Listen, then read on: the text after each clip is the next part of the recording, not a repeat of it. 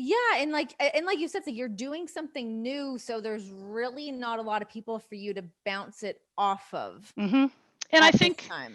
I think realizing too, when I was at the PC, the coaches are great. But I think sometimes it was realizing they don't necessarily know what they want to see out of me. They know what they don't want to see. So Sure. it wasn't like the critiques I would get sometimes weren't, hey, you should do this way. It was, that doesn't look like what you would do in a fight. And they don't necessarily know what it would look like, but they know it when they see it. You know what Yeah. I mean? So Yeah. um, it was, I don't know, just realizing certain things. And you're going to ask 100 different vets and 100 different producers and coaches, and they're going to give you 100 different answers on the Mhm. way something should look. And it's just being Yeah. able to like kind of Bruce Lee your way through pro wrestling as well. You know, pick what sticks for you and throw out the rest. Obviously, at some point, whenever this happens, we have to have you versus Ronda because that would be a shining moment. What the hell is she doing? Let's go, lady. Come Well, on.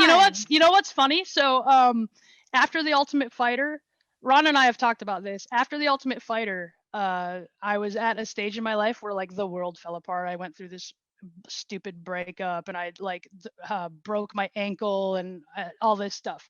So Rhonda had flown me out to California to be like, you need to get out here. The water is healing. Let's go. And I went out there, and she really helped me. And I remember we were sitting around. It was like, I can't remember what the reason was, but we were celebrating something. I can't really remember what it is, but it's this big like Armenian meal, right? And these guys like bring out all these platters, and we're drinking and making toasts. And so I remember toasting like, Rhonda, I am going to give you the fight that you deserve to thank you for what you did for me in my life.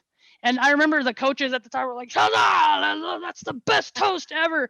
And it's funny because Rhonda and I have talked about how that at the time you think that meant MMA, but it might mean It this, might, you know? So yeah. that's a WrestleMania.